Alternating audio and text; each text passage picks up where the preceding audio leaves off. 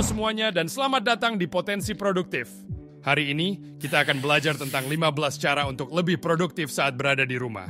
Sekarang mari kita mulai. Nomor 1, ruang kerja khusus. Masalahnya saat kamu bekerja dari rumah adalah ruang. Banyak orang tidak memiliki ruang belajar atau kantor untuk memisahkan kehidupan kerja dari kehidupan di rumah. Tapi memiliki ruang kerja khusus adalah penting untuk produktivitasmu. Untungnya, kamu tidak perlu kantor mewah untuk bekerja di rumah. Meja di sudut atau duduk di meja makanmu bisa jadi cukup, asalkan kamu bisa mendapatkan sedikit privasi. Nomor 2, batasan di rumah.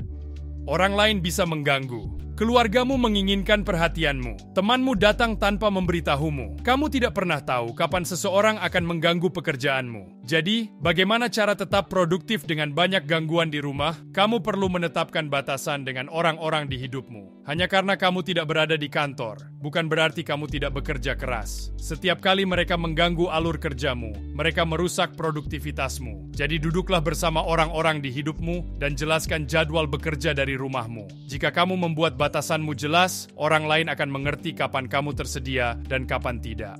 Nomor 3, daftar tugas.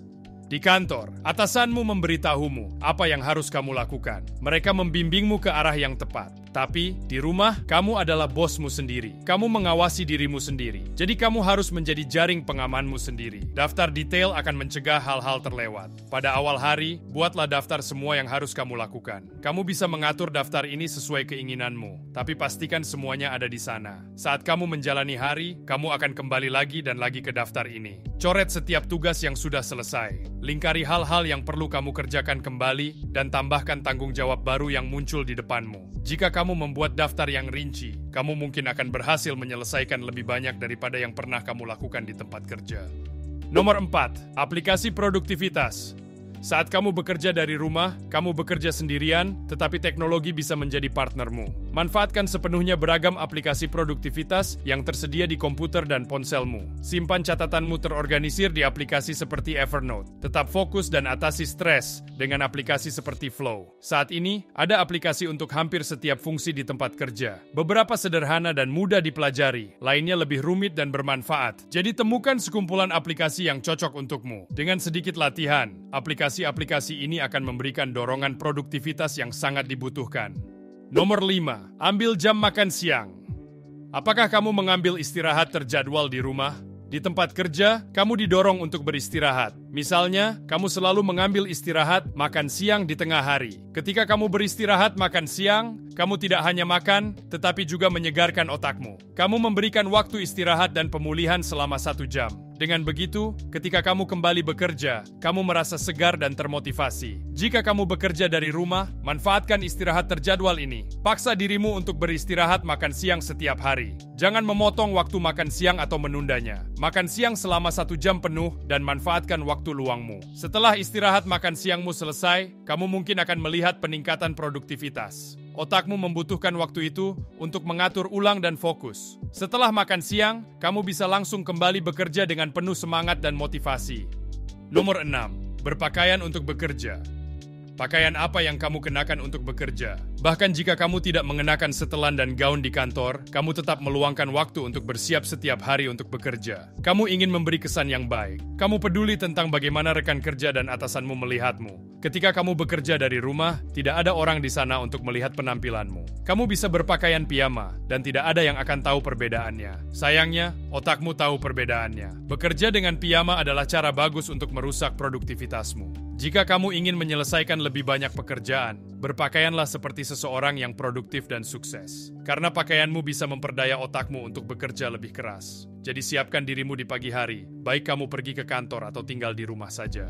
Mandi dan kenakan sesuatu yang profesional, karena sikap dari pakaianmu mempengaruhi produktivitasmu. Nomor 7, ritual setelah bekerja. Ketika kamu bekerja di kantor, mudah untuk memisahkan kehidupan kerja dan kehidupan di rumah. Kamu bekerja di kantor, kamu bersantai di rumah. Tapi, saat kamu bekerja dari rumah, menjaga keseimbangan yang sehat bisa menjadi tantangan. Untuk menjaga batas penting itu, buatlah ritual setelah bekerja. Lakukan sesuatu di akhir setiap hari kerjamu, yang menutup hari kerjamu. Setiap kali otakmu melakukan ritual ini, itu akan mengubah fokusmu, menggeser pola pikirmu, dan membantu kamu beralih ke malam yang santai.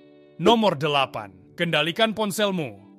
Apa yang paling mengganggu di tempat kerja? Ponsel. Ketika kamu bekerja dari rumah, ponselmu menjadi gangguan yang lebih besar. Panggilan, pesan, dan media sosial menciptakan godaan yang terus-menerus. Karena kamu di rumah, tidak ada yang mengawasimu. Kamu bisa bermain game sepanjang hari dan tidak ada yang akan tahu. Jadi bagaimana cara menjaga ponselmu agar tidak menghancurkan produktivitasmu di rumah? Atasi godaanmu. Matikan suara ponselmu. Sembunyikan ponselmu di laci dan larang dirimu untuk melihat ponselmu sampai hari berakhir. Semakin sedikit waktu yang kamu buang di ponselmu, semakin banyak yang bisa kamu selesaikan sepanjang hari.